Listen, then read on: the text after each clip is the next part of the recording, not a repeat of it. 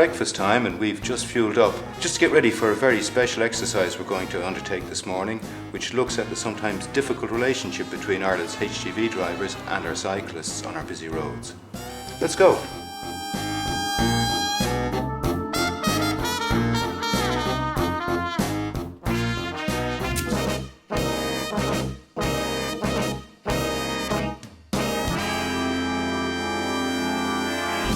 I need a huge amount of space. But isn't that the point? I mean, city streets aren't designed for HGVs. They weren't built for that. They weren't built, and it poses huge challenges when you're driving along, trying to keep safely. It's important to make sure that other road users around you have seen you.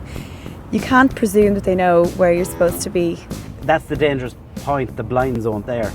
I'm turning left here, scanning for pedestrians and cyclists. And really I lose a lot of visibility just at this point.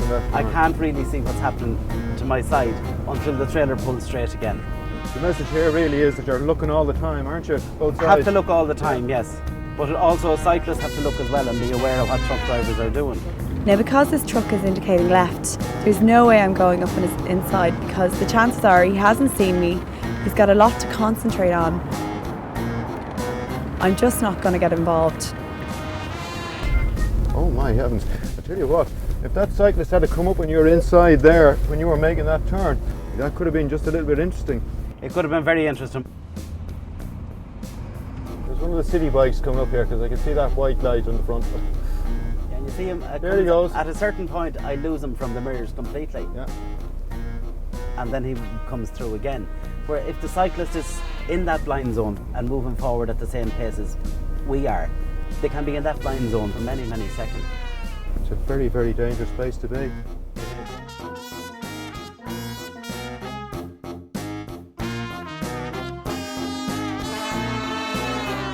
At the moment, I can't see the HGV's mirrors, so there's a fair chance that he's got no idea I'm here.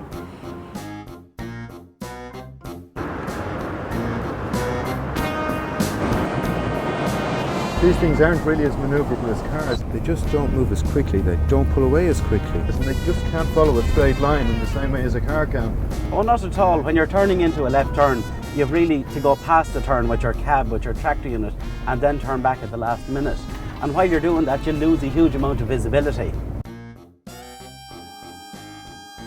On a bend like this, it's easy to cut the corner and cut off the cycle lane or worse. Ideally, vehicles should follow the centre line rather than cutting the corner. I'm always trying to leave about 1.5 meters between me and the car because, for many reasons, cyclists can't always follow a straight line. Yeah, and these big vehicles, they can not only intimidate cyclists, but they can generate a whole lot of turbulence as well when they're moving fast. If the lights have just turned red, I can feel confident positioning myself in front of the HGV. But I'll just double check that he's seen me and that I've made my presence felt.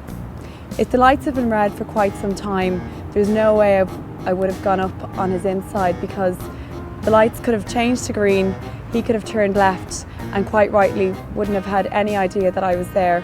At this point I can take the dominant position in the advanced stop line.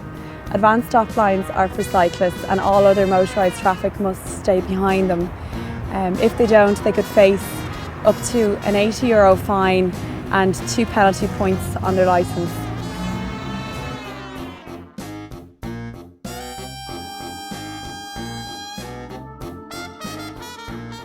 Elaine, what did you learn today?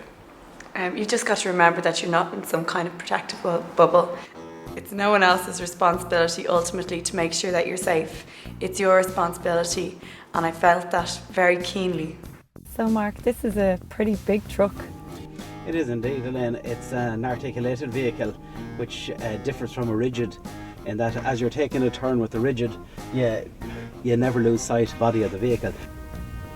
Whereas with an articulated vehicle, as it turns, your mirror turns in on the vehicle and the vehicle is at right angles, so you have a very, very large blind zone while you're taking the turn and until you have it completed. Okay, so you're opening just a much bigger blind zone for cyclists. You are indeed. Cyclists really need to know this. They do indeed, yeah. Let's have a look at these blind zones again.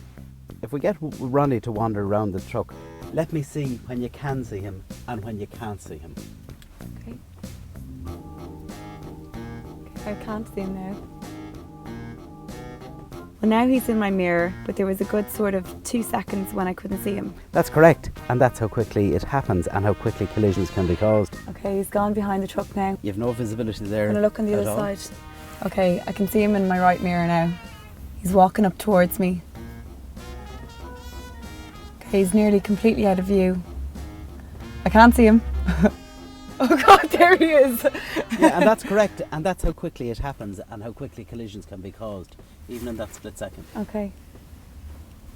That was really interesting. I mean, there was probably a good 2 seconds where I couldn't see him at all. Yeah, just imagine you're driving along and you're observing one cyclist when possibly there could be 2 or 3 suddenly appearing from both sides. And when you come round to the front, you can't really observe them straight away. So you know they could be closer to the lorry and you haven't seen them. There are obviously mirrors scattered all around the lorry, but all the mirrors don't cover every area.